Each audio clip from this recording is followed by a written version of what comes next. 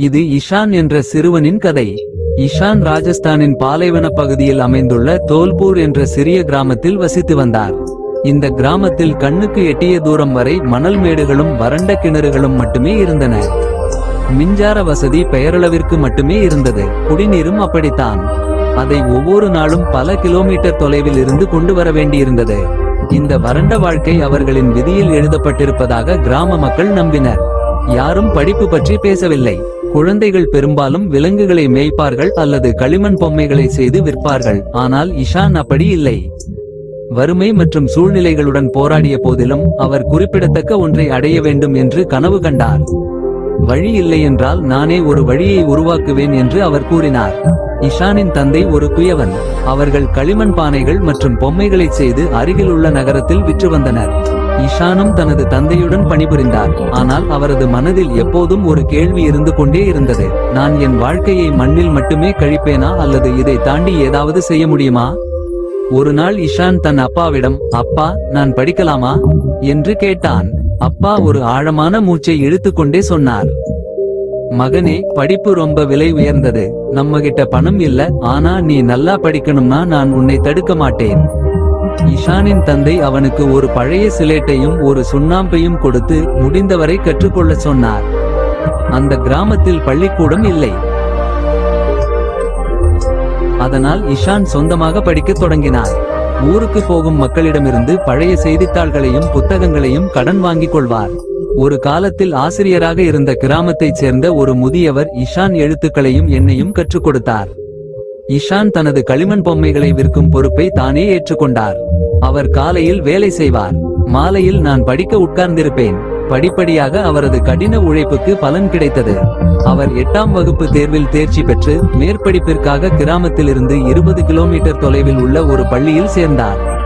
பள்ளிக்கு செல்ல அவன் தினமும் அதிகாலை 4 மணிக்கு எழுந்து பள்ளிக்கு நடந்து செல்ல வேண்டியிருந்தது.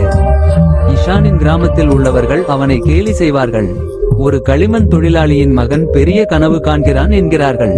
படித்து முடித்த பிறகு அவன் என்ன செய்வான்? ஆனால் இஷான் யார் சொன்னதையும் கவனிக்கவில்லை. அவர் படிப்பு மற்றும் கடின உழைப்பில் மட்டுமே கவனம் செலுத்தினார். பள்ளியில் ஒன்று நாள் அறிவியல் கண்காட்சி ஒன்று ஏற்பாடு செய்யப்பட்டிருந்தது. இஷான் களிமண்ணை பயன்படுத்தி ஒரு சிறிய சூரிய சக்தி மாதிரியை உருவாக்கினார். அவருடைய திறமையை கண்டு அனைவரும் வியந்தனர்.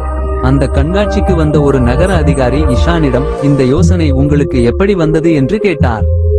இஷான் சிரித்துக் கொண்டே சொன்னான், எங்கள் கிராமத்தில் மின்சாரம் இல்லை. சூரிய ஒளியை ஆற்றலாக மாற்ற முடிந்தால் நம் கிராமத்தில் வெளிச்சம் இருக்கும். இந்த திட்டம் அவரை மாவட்ட அளவிலான போட்டியில் வெற்றி பெறச் செய்தது. இந்த வெற்றிக்கு பிறகு விவசாயிக்கு அரசாங்கத்திடமிருந்து உதவித்தொகை கிடைத்தது. அவர் நகரத்தில் ஒரு நல்ல கல்லூரியில் சேர்க்கை பெற்றார். ஆனால் இந்த பயணம் அவருக்கு எளிதாக இருக்கவில்லை. அந்த கல்லூரியில் படித்த அனைத்து மாணவர்களும் பணக்கார குடும்பங்களை சேர்ந்தவர்கள். அவர்கள் விலையுயர்ந்த ஆடைகளை அணிவார்கள், ஆங்கிலம் பேசுவார்கள், இஷானை கேலி செய்வார்கள். ஆனால் இஷான் தன்னை மாற்றிக்கொள்ள முடிவு செய்தார். அவர் இரவும் பகலும் நூலகத்தில் அமர்ந்து ஆங்கிலம் கற்றுக்கொள்வார். நான் பழைய அகராதிகளை பார்ப்பேன்.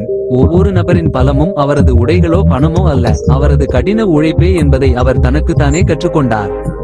கல்லூரியின் இறுதியாண்டில் இஷான் தனது படிப்புக்காக 771 என்ற பெரிய திட்டத்தை செய்தார். சூரிய சக்தியின் பயன்பாட்டை அடிப்படையாக கொண்டு அத்தகைய சாதனத்தை அவர் உருவாக்கினார். பாலைவன பகுதிகளில் தண்ணீர் எடுப்பதன் மூலம் விவசாயத்திற்கு பயனுள்ளதாக இருக்கும். இந்த திட்டம் அவருக்கு தேசிய விருதை பெற்று தந்தது. இஷானின் இந்த சாதனை செய்தித்தாள்கள் மற்றும் தொலைக்காட்சி சேனல்களின் தலைப்பு செய்தியாக மாறியது.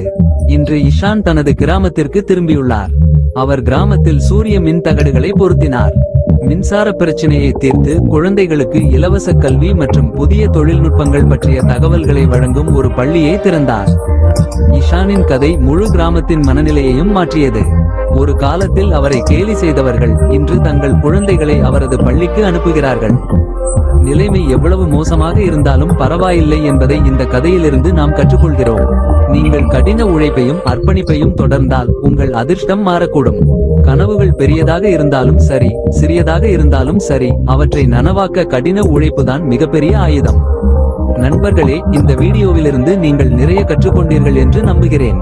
நீங்கள் ஏதாவது கற்றுக்கொண்டால் இந்த வீடியோவை லைக் செய்து ஷேர் செய்யுங்கள். புத்தர் கதை மற்றும் சேனலுக்கு குழு சேரவும், மேலும் கருத்துகளில் நமோ புத்தர் என்றும் எழுதுங்கள். நன்றி.